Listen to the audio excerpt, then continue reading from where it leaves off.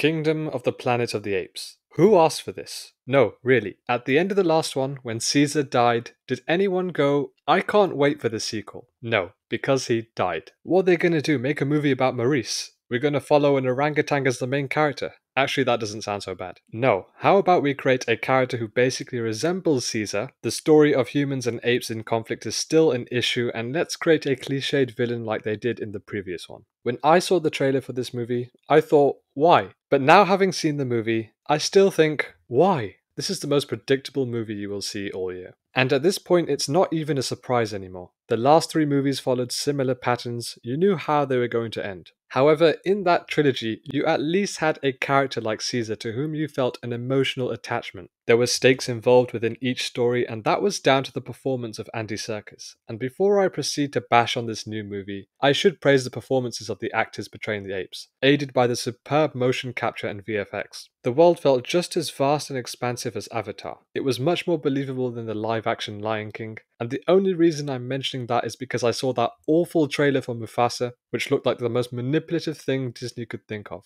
You can see the emotions and expressions of each ape, making it easy to distinguish which chimp was which. The visual effects was the star of the movie, but that's never enough to overshadow the story. Because even a movie like Avatar, as visually impressive it may appear to the eye, it cannot hide away from a derivative and unoriginal story that is blatantly ripping off Ferngully and Pocahontas. And Kingdom of the Planet of the Apes is no different. I couldn't help but compare it to The Lion King at times. Some member of the family always seems to die in these movies, and there's that sense of revenge/redemption for the main character to overcome. Here the main character is Noah. It's set 300 years after Caesar's death. The apes have taken over and the humans are completely feral. The apes have separate clans. Noah is a part of a clan that breeds eagles, and to come of age they must collect eagle eggs. But a human girl who has been tracking the apes breaks Noah's egg, so he must go back and collect a new one. And this is where the story begins. Noah's journey leads his clan to clash with a bigger clan led by Proximus, a leader who has twisted the teachings of Caesar. So what we have here is a tyrannical ruler against a heroic rebel. Where have I seen this story before? I wonder how this one will end. A movie like this requires a great villain, and Proximus was not that.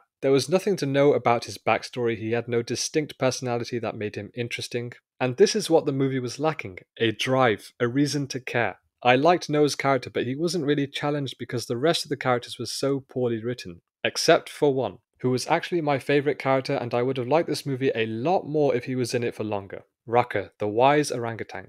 Best character in the movie without a doubt. The performance was excellent. I felt a real bond between Raka and Noah. I would have much preferred the story to focus on their journey to Proximus's clan. The movie just got better with his presence. I was more invested in the world, the lore. He came off as a character who breathed charisma. He was like the wise wizard guiding the young hero on a perilous journey. But then the movie took a change in direction. Humans. Where are they and how can they have an impact on the story? And that's where the Nova comes in. The girl who broke Noah's egg. What does she want? Why is she so mysterious? Well, that's something you'll come to learn by the end. But here's something I do know about her. Worst character in the movie. Why? Because she's human? Maybe. Or maybe because she was just dull, boring, and had zero personality. When apes were on screen, I saw charisma. I saw energy. I saw life. When I saw human, I felt my soul leaving my body from the lack of energy that this actress was giving. I don't know if the actress is the reason why her character sucked. I think it's more to do with the direction and the writing. What about her stands out? What makes her special? What makes her worth rooting for? By the end of the movie,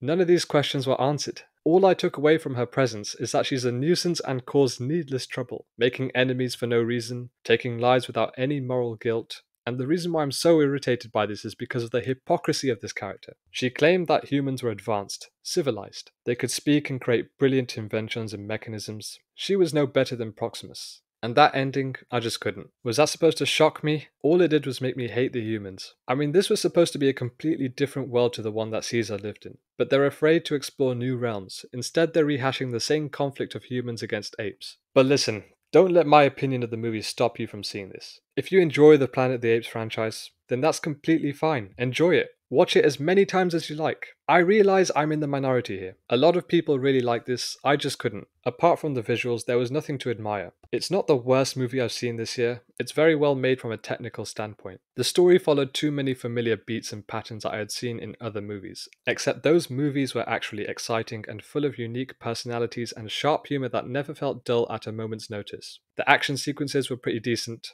Some of the shots really make you tense, especially the opening sequence in which they're climbing up the trees to get to an eagle's nest, and it's shot from an aerial perspective that really puts people on edge if they're afraid of heights. I wish there was more dynamic camera shots like that in the film, but in general it looked pretty good. I just wasn't that invested in what was going on. Killing off a family member after 10 minutes with scarce development isn't enough. The way two characters interact with each other actually fleshes out their personalities if you make the time for it. And I felt that they did this with Raka and Noah during their scenes. But then came the annoying human with her plot-motivated dialogue, who never really had a voice of her own. She was just a virus plot device to progress the story. So yeah, that's my thoughts on Kingdom of the Planet of the Apes. 2 out of 5 stars, forgettable, predictable, and very dull.